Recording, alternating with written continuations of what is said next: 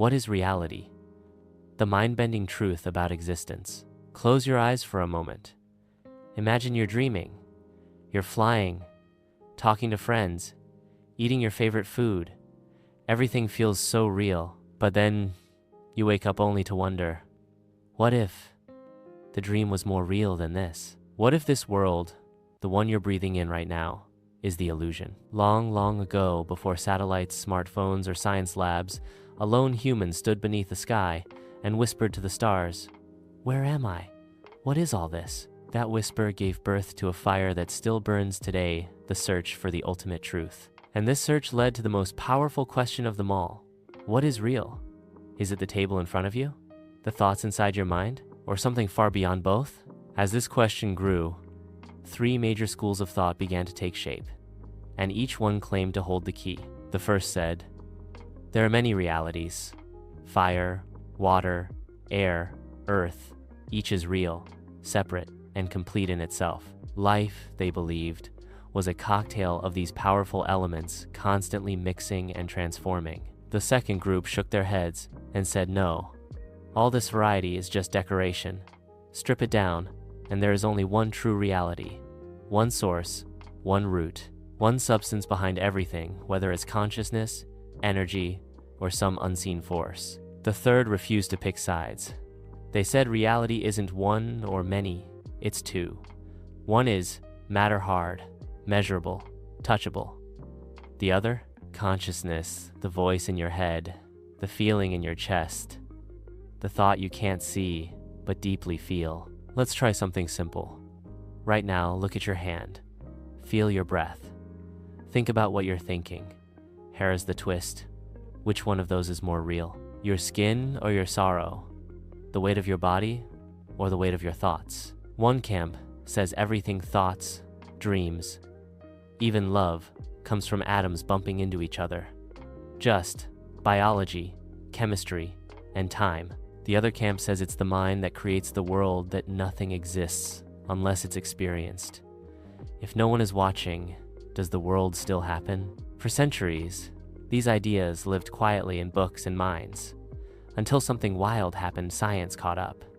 In recent years, researchers discovered something bizarre. A tiny particle so small it's invisible was tested in a lab. And guess what? When no one was watching, it behaved like a wave. But the moment someone observed it, it turned into a particle. In other words, the act of watching changed reality. Sounds like fiction, right?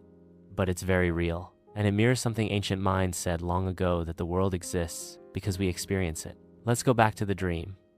You are asleep. You're sitting with friends, laughing, maybe eating a samosa. It all feels real. But when you wake up, poof, gone. The food, the people, even you in that dream were just projections of your mind. So, what if this is also a dream? Just one with better graphics? What if this table, this screen, your phone, is the dream version of something deeper? In a time when everyone spoke of gods and heavens, there came a voice that said, only believe what you can touch. If it can't be seen, smelt, heard, tasted, or touched, it's just a fantasy.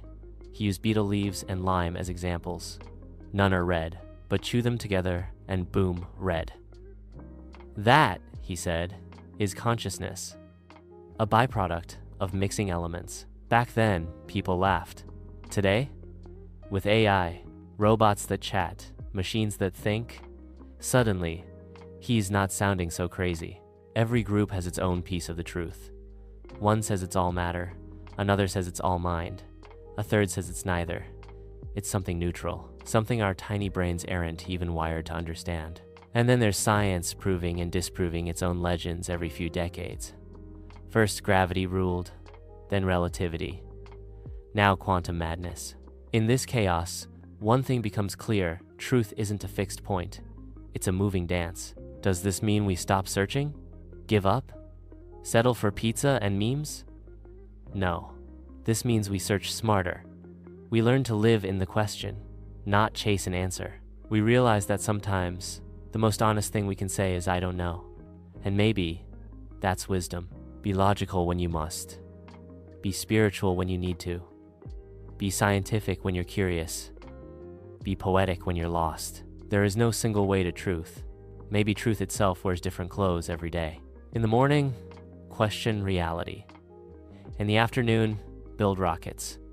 In the evening, dance like none of this matters. Because maybe it doesn't. So the next time someone asks you, what is the ultimate truth? You can smile and say, maybe it's matter. Maybe it's mind. Maybe it's both. Or maybe we're asking the wrong question. And that, my friend, might just be the most honest answer of all. Truth is not a destination. It's a direction. Keep questioning. Keep exploring.